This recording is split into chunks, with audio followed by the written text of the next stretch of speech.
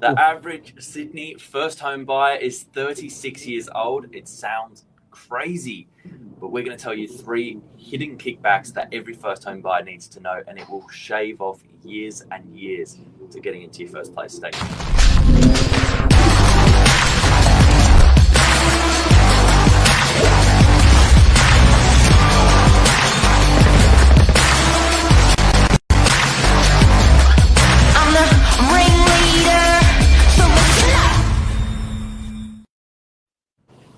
Good morning. How are ya? I've called you the property sensei. Is that fair? Yep. I'll take it. You'll take it. And you've got a recent first home buyer here to talk you through the process. But what staggers me is the age of the average first home buyer these days in Sydney, 36 years old, and it's only getting later.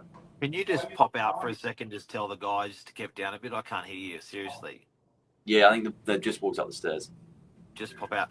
Oh, you know what? It's a big one, Billy, because these guys, I was with a lawyer, and the lawyer didn't know the first home buyer incentives for their first home buyer that was opposite them. Even better still, when I was fortunate to be part of that meeting. Even better still, the lawyer was under 30 and could have those incentives applied to themselves. I actually got out a piece of paper and said, give me a piece of paper, give me a pen, and started explaining one of the incentives. And both the first home buyer and the lawyer are like, that's unbelievable.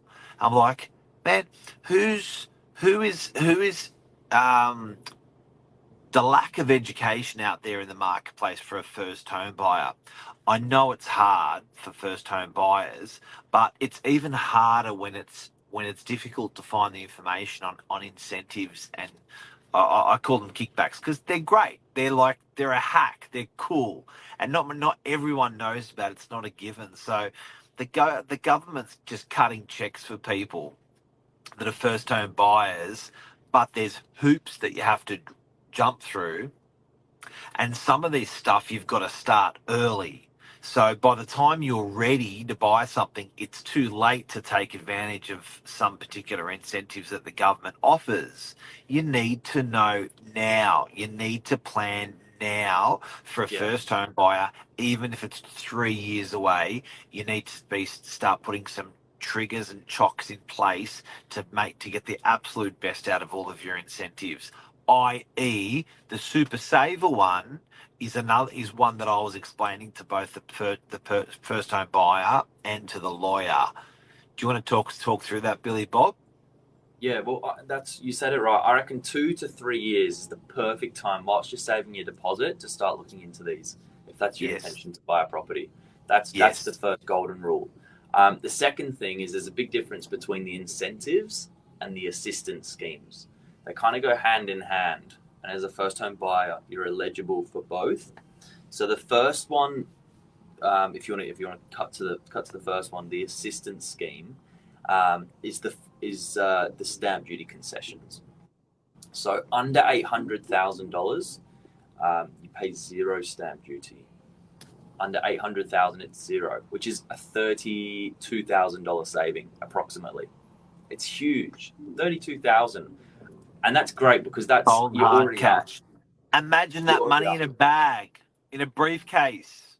It's huge. Yeah. And I think that's important to recognize because everyone else would have to pay it. You're already up, and it's like you're up 3%. You're already winning. From $800,000 to $1 million, there's a concessional rate. So people sometimes assume that if you're $801,000, now you're paying the full amount. Absolutely not true. It's a concessional rate up to $1 million. Once you're over that, it's fair game. You're over the threshold. It could be a great idea while everyone's zigging to sub 800, you zag to 801. You're getting such a discount on the actual real price of the value because first home buyers are all under 8. You're making it up there anyway. Yeah, that's right. Now, the client, I think you were sitting opposite with the lawyer, was none the wiser to the first home owner grant, which is for new homes. and that's a $10,000 kickback. 32 just became 42. Cash. But like 10 grand's 10 grand. Right? It's hard to save. Yeah. That's And a lot of McDonald's. that's a lot. Yeah, it's eligible for first home buyers purchasing or building a new home or making substantial renovations. And the requirement is the home must not exceed over $750,000. So you just lost me there. If I'm a first home buyer at 18 years of age or 25 years of age reading that, I'm straight away thinking land and house, but it's not. It's not. Yeah. It's also just a brand new unit. And you can buy brand new units in DY for $740. Yeah. You can buy them. Yeah. You can buy them out west for $460. Yeah. So anything brand under new. $750. I've got some for sale out west and in DY. Just ask me. And then this is what really excites me. Then you've got the federal schemes, which is the first home guarantee. And this enables you to purchase with a 5% deposit. In my opinion, this is the most important out of all of them. Yeah. The 5% deposit without paying lenders' mortgage insurance. Yes. That makes it so attainable to, try and save 30, 40 grand and you've got your deposit ready to go. So the LMI cost, you're saving probably 10 or 20 grand because it's not going onto your mortgage at the end. Yeah, lender's mortgage insurance, for people that don't know what it is a penalty effectively implied by the bank for having less than a 20% deposit. And usually you'd have to pay that, but the government's being your sort of property partner and holding your hand saying, we will cover that, don't worry, you've got to get your 5% together, however. They're being a mum and dad backer in a way. Kind of, yeah. And then, so on a property of 700,000, instead of having to save 70 grand, you only have to, as a 10% deposit, you could save 35 grand. So you're saving 35 grand on your deposit. Yeah. Now, even better, as I said from the start, the age of first home buyers, we're not talking about kids. We're talking about adults. We're talking about people that are in the sort of the engine room years of their career. For first home buyers who are single parents and some key workers, you can even get away with a deposit as low as 2%. Whoa. 2%. Whoa. So that's that only applies to some people. Speak to a broker or give us a call if you want more information, if tailored to you. But that is out there. And then you've got the first home super saver scheme. Your favorite.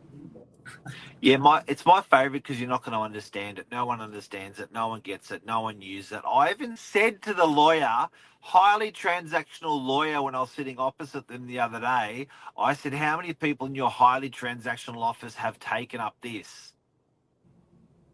What was the answer? Not one. Wow. So that's why I like talking about this. Yeah. So I think it goes under the radar and people may not opt for it because they think it's just too complicated. As soon as they hear super, and it's too late.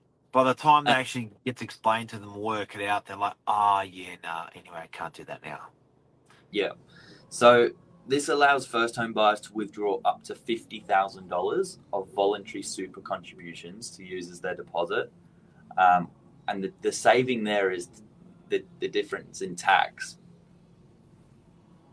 Yep. So some people are paying 20, 30, 40% tax.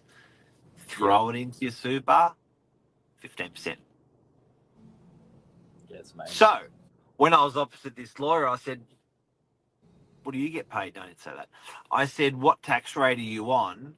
I said, because if you're on a 38% tax rate, it's 15% there. I said the difference of 20 odd percent, you're going to pay 20% less tax on your savings. I see, and I think you could do 15K a year maximum. Yeah. So I said, if you're not going to buy now, the next 2 years, it's just tell your employer to throw aside automatically for you into your super another 10, 15, whatever you can afford, and your tax goes zzz, and then when it gets to the end, you pull that out of your super and you plonk it into your property as a deposit, even Yeah. at the ripe age of under 30 or under 40. Don't have to be 65.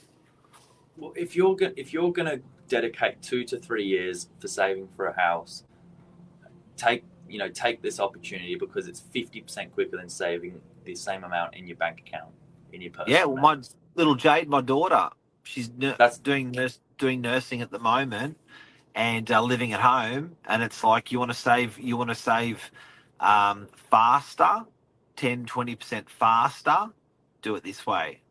no, it's 50%. It's 50% faster.